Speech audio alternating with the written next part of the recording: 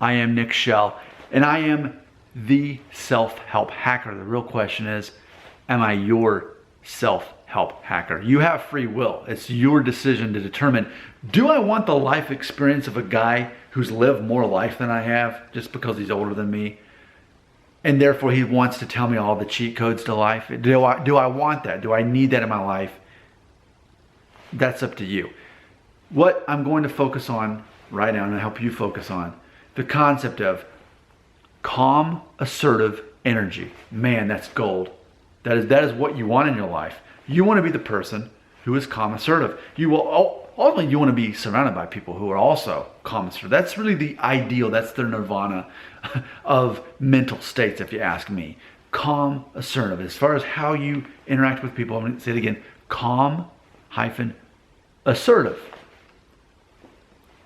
As opposed to, and I think we largely see this all around us, if we're not calm, assertive, what do we see? We see passive aggressive.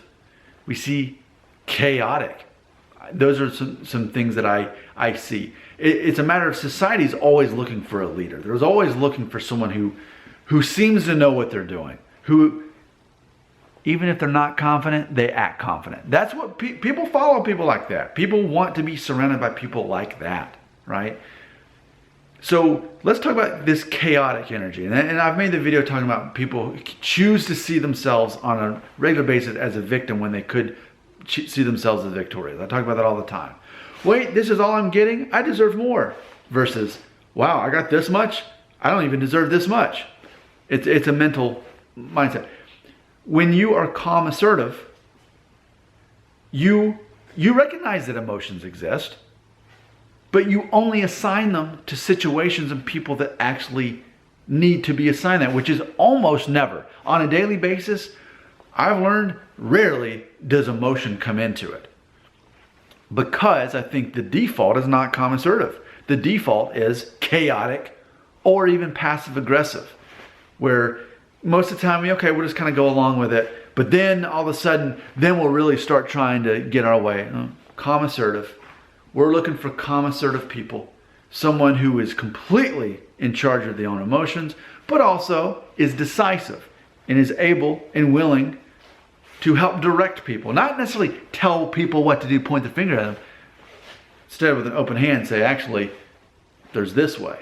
And this is how I'm doing it. And you're welcome to join me. In fact, if you want to do it this way, I'll teach you how. I'll mentor you. I'll show you how to do this thing. But ultimately, that's what people are wanting more of, is a calm, assertive leader. There's a scarcity of that. Because, and I feel that especially modern times, 2020, social media, it's the people who are crying out for attention, often who paint themselves as the victim, but they're crying out for attention. Oh, can you believe what happened to me? Can you believe that what that person did to me, what they said to me? And it's usually like they found a hair in their food at a chain restaurant, and then they made a big deal. I'm like, dude, actually, you look like the bully here. Like, you know what I do when there's a hair in my food?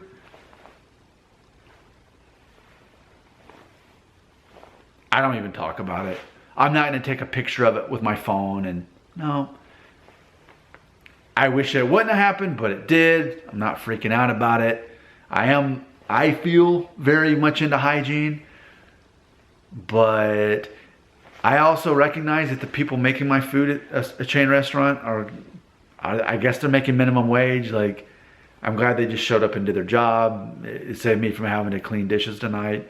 So, but that's the reaction though. It's almost like people think I'm gonna be celebrated and liked if I make a big deal out of it, that this thing that happened to me. See, that's passive aggressive, or it could even be chaotic. To me, it's a spectrum. Calm, assertive, the ideal, but then people start moving to this passive aggressive, like, oh, I'm nice, I'm a good person, but don't cross me, because then I'm gonna lash out. And then over here is like, I don't even know what's going on. I just have no control over it. What do I do? And I would actually say that people do this on social media. They're like, hey, I'm looking for a good Mexican restaurant. Just moved there. Okay, go. And then there's just all this chaos. Like, what does a calm-assertive person do? Like, how about I just Google it? Oh yeah, here's some places. Let me look at the reviews. Okay, I'm ignoring the 1 stars because they're obviously weirdo people. Okay, here's some people matching up to my, okay, just be groovy, get it, okay. I really feel that the minority of people are calm-assertive. But see, that's the thing. People want people to be decisive. They want people to make decisions. That's very important. And where I work, what I do is recruiting. It's ultimately sales. I have a quota I've got to hit every month. And the funny thing is, I was telling somebody about it the other day, and basically I guess they were kind of sincerely asking me, well, are you good at it? And I said, what I do for a living, if you're not good at it, you don't make it past the 3rd month. And I've been doing this for, I guess, 13 years. So I don't know why I'm good at it. Probably because I'm so bad at most things. I promise you I'm bad. Look, have you wondered about the background here? This is my dad's shop. For fun, he rebuilds cars. And I think that's awesome. It's such a big part of his identity. And I love to be a spectator in this thing, but my brain doesn't work like his. Being able to rebuild a car for fun? What? Because engineering, repairs, math, science, I can give you a huge list of things that my mind doesn't comprehend it.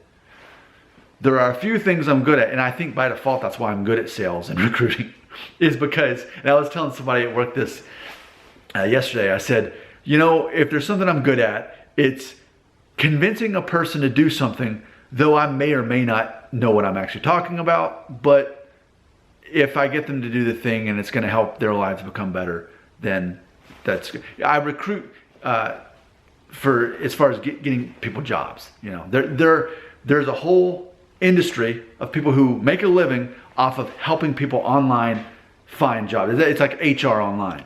And okay, here's a person who's qualified and skilled here, and they live in this city. Okay, and I'm basically like matchmaking jobs with people all day. That's what I do. So, but it's a matter of, why am I good at that? Because I'm so bad at all the other stuff. So it's a matter of, but anyway, so in what we do, we openly talk about, be the person who's decisive. Some people don't even really know, do I want this job? And what do? I just say, well, here's where this job is. Here's how much it pays. Here's the skills required. It looks like based on your resume, you have all these things. I could go ahead and set you up for an interview with the manager tomorrow. And see, I'm being calm-assertive in what I'm saying that. I'm not pressuring, hey man, you should totally take this job. Well, here's what it entails. I can help you get set up with this. I see that they're available tomorrow at 10 a.m. And I can set this up. Does that sound good to you? So really, I'm basically even making the decision for them to go ahead and interview for this thing that they're qualified for. Because otherwise, they're going to just keep looking for a job and think, do I want this or this? Often, assume the other person is not being decisive, because people respect people who are decisive, not people who point at people and tell them what to do. Calm-assertive means they naturally want to follow you, and they naturally see you as a leader simply because you're being decisive when other people are not being decisive. It's amazing. It is truly amazing. As an adult, see, imagine, a lot of you are a lot younger than me, but when you get into the real world and in the workforce, you just assume that everyone else knows what they're doing and that they're as decisive as you. But really, it's a commodity to be decisive, to be calm-assertive, as opposed to being passive-aggressive, opposed to being chaotic. It's funny, people want to be liked, they want to be loved, they want to be valued. So they do all this silly stuff and put it on social media saying, please society, give me value. Meanwhile, Mr. Fake It Till He Make It is the guy that's fooling everybody, or am I? That's the thing, simply by being decisive. But I think a lot of that comes from my life experience, and I learned what motivates people and what doesn't, knowing people have their own motivation. But you can kind of basically hack people and figure out what makes them tick, and you cater to that. Give the person the thing. If you can give the person the thing that they if you can give the person the thing that they want, and it's not immoral, and it's not going to hurt anything, and it's going to make them happy, then just give them the thing that they want. I mean, it comes down to the character alignment that I talked about the other day on one of my videos.